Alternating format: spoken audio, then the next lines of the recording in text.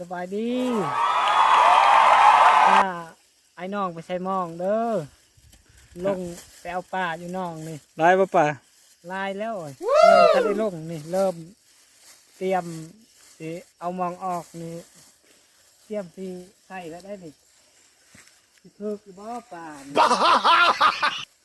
เตรียมลงพี่น้องเอ้ยป่ามันอยู่ในแคมป์ ใช้ก้างบ่ได้บ่ ใช้กลางมันได้อยู่แต่มันบ่เพิกป่ามันบ่อยู่ข้างกลางมันอยู่ตามแคมป์ เป็นยังมันอยู่กลางเนี่ยมันนอนเนาะ เวลามันหากินเด้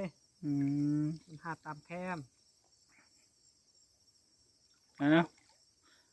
ผู้เสียสารเขาใส่หมอง จะได้บรรยากาศน้ เย็นดีเด้อน้ำนี่เย็นดีเย็นดี ำขาดแห้งบ่มองขาดแห้งบ่ ขาดแห้งนี่ผมมีเงินที่ซื้อประมาณ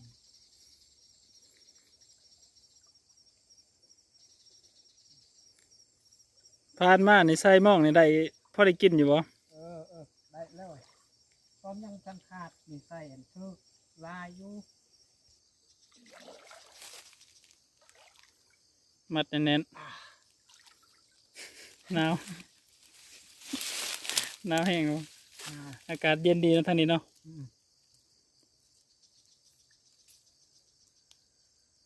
โอ้สิใส่เรียบแคมน้องนี่เลยบ่ ใส่ตามแคมป์นี่ไปเลย เมื่อวานนี่ใส่ไปทางไหนเมื่อวานนี่ใส่ลัดไปทางไหน เมื่อวานนี่บ่ ลัดทางลงมันเหรอบ่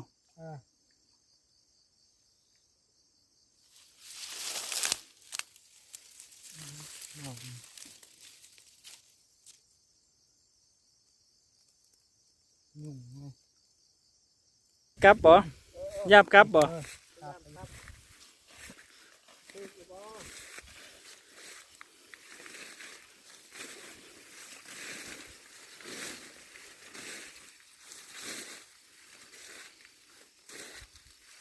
จะได้มันอยู่บ่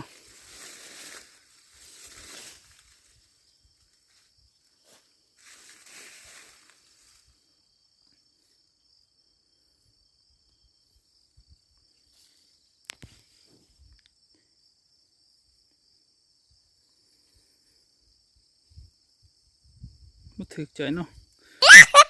จะทางไม้เอาทวนถั่วดินเนาะทวนถั่วดินไปเนี่ย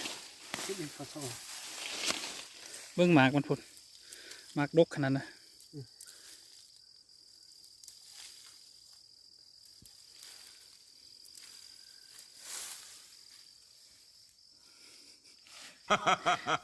ไปพยายามล้างไม้ต่อ ใส่ปะ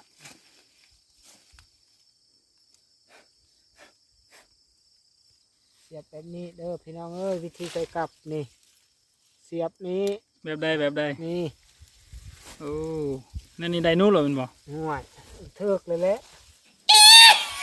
นี่ถ้าต้องทบมดได้คันบอกมันนู่มันเห็นมันก็บกินของเฮานี่ มันต้องทมเมิดละเอียดละอ้อ นั่นน่ะนะสูตรมันเนาะ นี่แต่ปะเนื้อพะโล้นี่ นี่ เซ็ตรถมันว่ามืออื่นเลย เรียบร้อยแล้วแหละนี่ นี่ ไปโอเคโอเค ใส่ตอนอันนั้นให้มัน มืออื่นเนี่ยได้กินนู่นแล้วเนาะ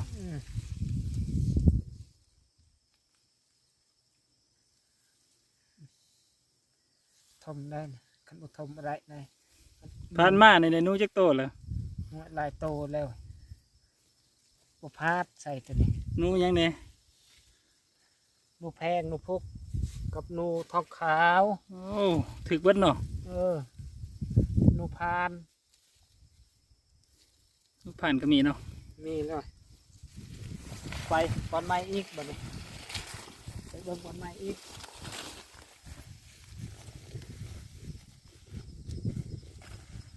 หลุดหลุดปุกเลย เอากลับไปเลยเนาะแสดงว่าถึกเลยเนาะ รุดไปเลยเลย เมนูใหญ่ บ่อยู่กลับบ่อยู่ หนูใหญ่เติบแล้วคันหนูน้อยบ่เลือกดอกกัดอ่อน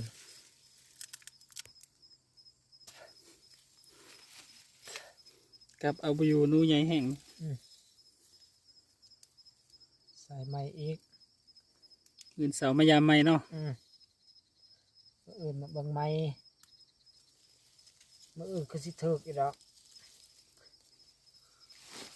มื้อนี้บ่เถิกมื้ออื่นเถิก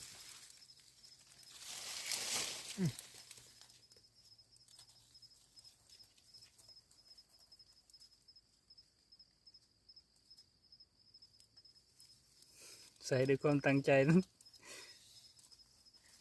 ทมหมดเด้อพี่น้องเอ้ยคันบ่ทมมันสิเห็นนั่นนี่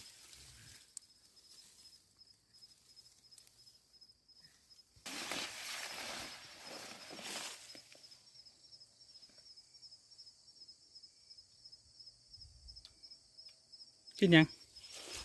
มายัง จักมาก แซ่บบ่มาอีสันเขาเอิ้น มักเอิกบ่งู เป็นเนาะ อืม แซ่บมันบ่มันเป็นอะไรรส ห ชาติ วาน หวานแซ่บ มากก็กินใบยอดก็กินดี โอ้คักเนาะ